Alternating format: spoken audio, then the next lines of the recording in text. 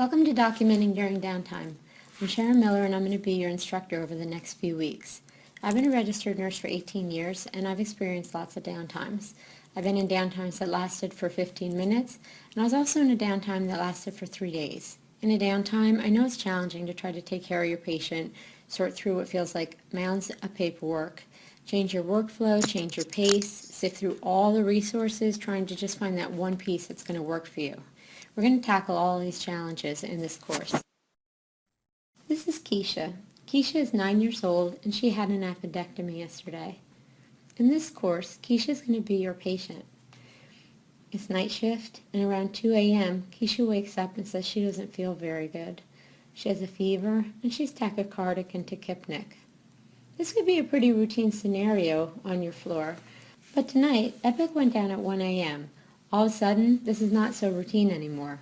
You're going to have to change the way you're used to doing things so that you can get Keisha acetaminophen for her fever.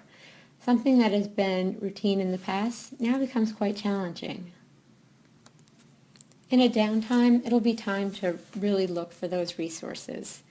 That document called Focus and Simplify that makes procedures easier to read and use, you'll look at that and it's not really that simplified. There are Epic tip sheets on medication administration, and there are only 2, but when you put them together, they're 12 pages long, and they're pretty detailed.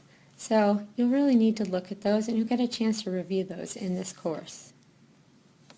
There are also forms of resources called job aids, also something that is supposed to be simple to read, but when you start putting all this stuff together, it gets pretty complicated.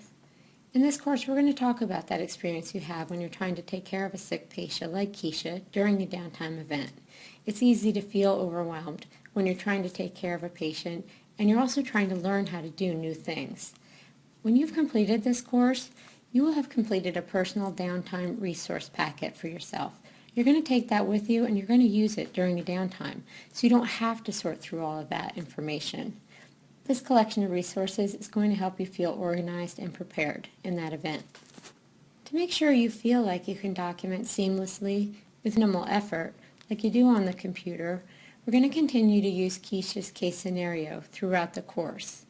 The tests in this course will assess your ability to use the resources available to you to document successfully in Keisha's chart.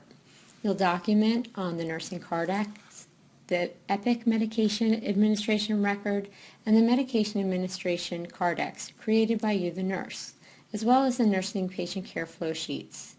After you complete this documentation, you will then answer questions on a test related to the documentation. Grading for these tests is based on the percentage of correct answers. Advanced concepts such as documenting admissions, discharges, and transfers be presented in the final module of the course. You'll have the opportunity to document MAR reconciliation in the chart, and you'll continue to create your personal downtime resource packet. In the final exam, you're going to get a new patient to look at, Mason. You'll read or listen to Mason's case study, and you're going to document the aspects of Mason's care on the associated paper flow sheets, the same as you did with Keisha. When you're done documenting Mason's care on the flow sheets, you'll answer questions on a test related to this documentation. Again, grading is going to be based on the percentage of correct answers on the test. Yes, downtime can be very stressful, and yes, it is hard to remember all of these details of documentation during a downtime. But remember, you're always a nurse first. Your most important job is to take care of your patient. And also remember, you know how to document already. In a downtime event, the bells and whistles of Epic are missing. There's not as many prompts and there are not as many cues. But you really do know how to document what is going on with your patient. There's a little video attached at the end of this. If you want to keep watching, please do. But keep in mind that you do know how to do what you need to do in a downtime event. Good luck with the course.